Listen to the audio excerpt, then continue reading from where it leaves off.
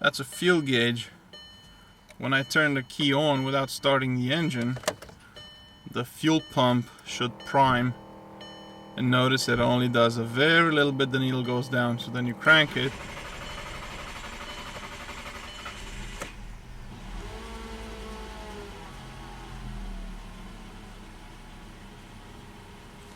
the car only starts or runs once the PSI, the pressure, goes past 50 PSI.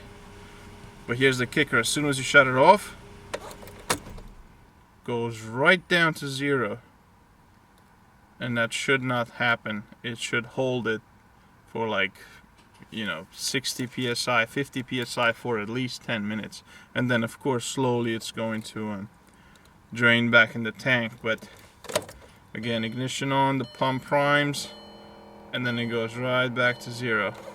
Now here's what happened if I crank it during that prime. Starts right up. So one way to get around it is to put the ignition on, leave it for like 3 seconds, and then start it. See, that starts every single time. Ignition on, 1, 2, 3. Starts right up.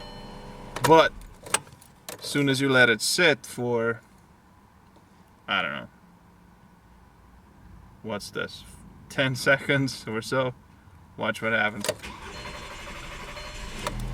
Takes a longer crank, so the more it sits, the more that pressure becomes 0, or the pressure goes away, and that's why it takes a minute to start. Basically, it cranks until the fuel pressure picks up. There's a check valve inside the fuel pump that should hold that residual pressure, and that doesn't happen. So again, if I come to the car and I put my key on, don't start the engine, 1, 2, 3, starts right up. So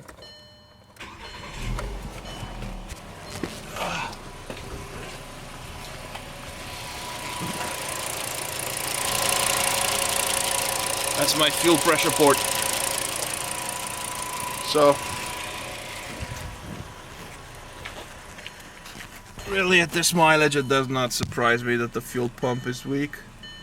126,000. Usually about 100,000 miles you should change it. But anyway, see ya.